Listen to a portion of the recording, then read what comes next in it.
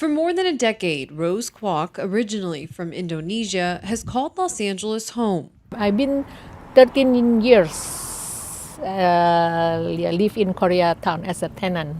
Last year, Rose says her life was turned upside down when she faced an eviction notice from her landlord. That's when she turned to a local nonprofit for help, an organization funded by Measure ULA. They introduced me with a lawyer so I can consultation with the lawyer over there, and I got help. The group called Kiwa connected her to free legal services and helped her move into transitional housing. So I got the nice room now.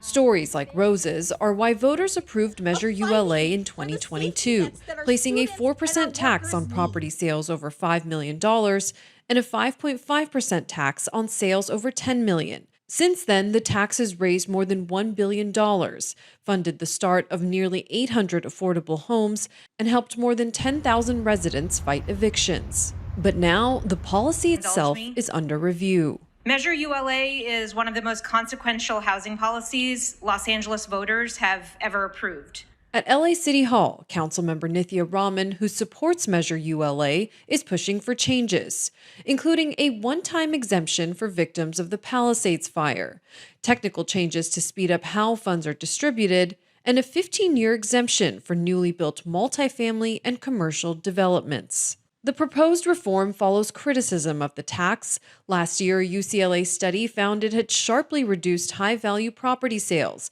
especially properties often redeveloped into apartment housing, like old buildings and strip malls, and is costing the city millions in future property tax revenue. In reality, it put a transfer tax on all properties over $5 million, including apartments. And we have to be honest about what has happened as a result. Multifamily, mixed-use housing, commercial production has slowed in the city of LA. Lenders and investors are backing away from this city entirely. But Councilwoman Monica Rodriguez, a critic of the tax, pushed back on fast-tracking reforms, calling for deeper review.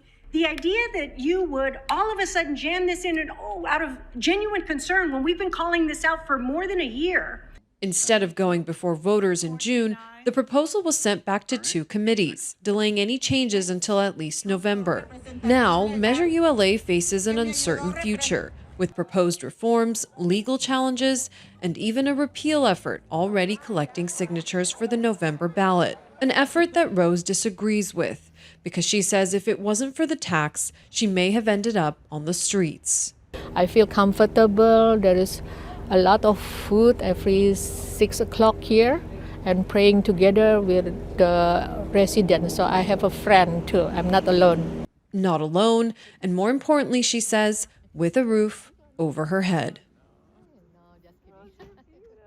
Thank you for watching our YouTube channel. For more stories in your communities, click the subscribe button right here. You can also download our app or watch us on TV for the latest information, balanced coverage, weather updates every 10 minutes, and more. We'll see you then.